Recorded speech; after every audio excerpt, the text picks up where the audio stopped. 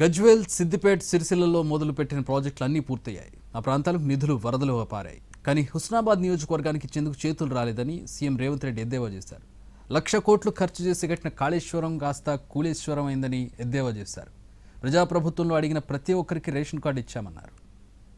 కోట్లు పెట్టి కాళేశ్వరం కట్టినమన్నారు. ఆ కాళేశ్వరం కాస్త కూలేశ్వరం అయ్యి అక్కడ నిటారుగా నిలబడ్డది కూలిపోయిన కాళేశ్వరం. ఇక్కడ కట్టిన ఎస్ఆర్ఎస్పి ఆనాడు పండిత్ జవహర్లాల్ నెహ్రూ గారు మొదలుపెట్టి కడితే ఈనాటి వరకు మనము మంత్రులు ముఖ్యమంత్రులైన ఎస్ఆర్ఎస్పి ద్వారానే ఈరోజు కరీంనగర్ ప్రాంతానికి, వరంగల్ ప్రాంతానికి లక్షలాది ఎకరాలకు నీళ్లు ఇస్తున్నాయి. మనం కట్టిన ఎస్ఆర్ఎస్పి ఎట్లుందో, బీఆర్ఎస్ వాళ్ళు కట్టిన కాళేశ్వరం ఎట్లుందో ఒక్కసారి ఆలోచన చెయ్యండి. రేషన్ కార్డు కావాలంటే అదో పెద్ద పైరవి, దొర గడి ముందల చేతులు కట్టుకొని నిలబడాల్సిన పరిస్థితి.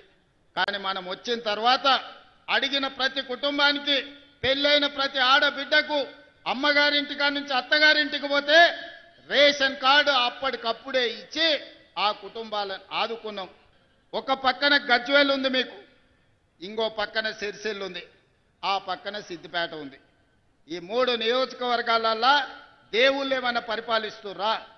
గత 10 ఏళ్ళు ఈ హుస్నాబాదు, అంతకంటే ముందు కూడా టీఆర్ఎస్ వాళ్ళు ఎమ్మెల్యేలు ఉన్నారు కదా, ఆడ మొదలుపెట్టిన రంగనాయక సాగర్ పూర్తవుతుంది, కొండపోచమ్మ పూర్తవుతుంది, మల్లన్న సాగర్ పూర్తవుతుంది.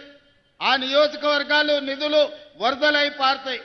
కానీ హుస్నాబాద్లో మొదలుపెట్టిన మీ గండిపల్లి రిజర్వాయర్ కానీ, గౌరెల్లి రిజర్వాయర్ కానీ ఎందుకు పూర్తి చేయలేదో ఆలోచన చేయండి. ఎక్కడైనా మన చుట్టం ఉంటే ఉండొచ్చు, ఏడ బావ అన్నా సరే కానీ వంకాయ తోట కాడ బావ అనొద్దని వెనకడికి పెద్దోళ్ళే చెప్పారు.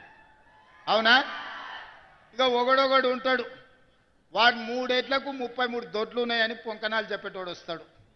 ఇట్లాంటోళ్ళని కింద మీరు వార్డు మెంబర్లుగా, సర్పంచులుగా చేసిరంటే, మీరు బుద్ధిమంతుడని సర్ది కడితే వాడు చక్కగా బొడ్రాయి కాడు పోయి భోంచేసి మళ్ళీ వచ్చి ఇంకేం పెడతామని అడిగిండు అనుకో, మీ ఊర్లన్నీ దెబ్బతింటాయి.